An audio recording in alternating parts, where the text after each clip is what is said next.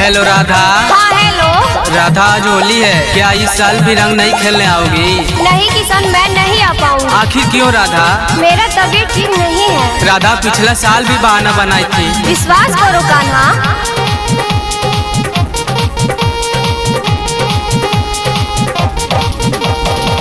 होली है होली क्यों करती है बहाना राधा, तेरे गालों में रंग मुझको है लगाना राधा।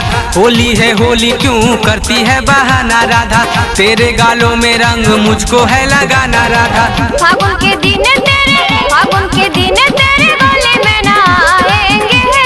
क्यों? सुन राधा सुन, असो होली में तेरा चोली भिगोएंगे। सुन राधा सुन, असो होली में तेरा चोली भिगोएंगे।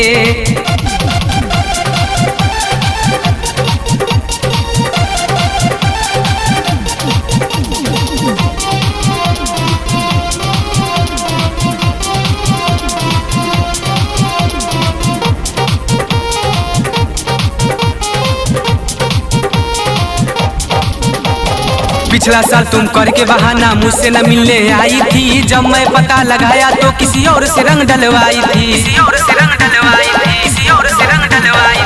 पिछला साल तुम करके बहाना मुझसे न मिलने आई थी, जब मैं पता लगाया तो किसी और से रंग डलवाई थी। ना तेरे हाथों से गुलाल लगवाएंगे। सुन राधा सुन, असो होली में तेरा चोली भिगोएंगे। सुन राधा सुन, असो होली में तेरा चोली भिगोएंगे।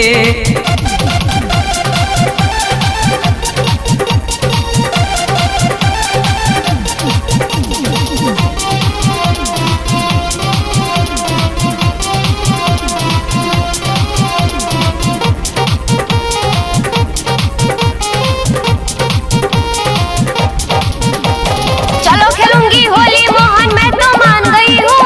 तू ही मेरा किशन कन्हैया, मैं तो जान गई हूँ अब। चलो खेलूंगी होली मोहन, मैं तो मान गई हूँ अब। तू ही मेरा किशन कन्हैया, मैं तो जान गई हूँ अब।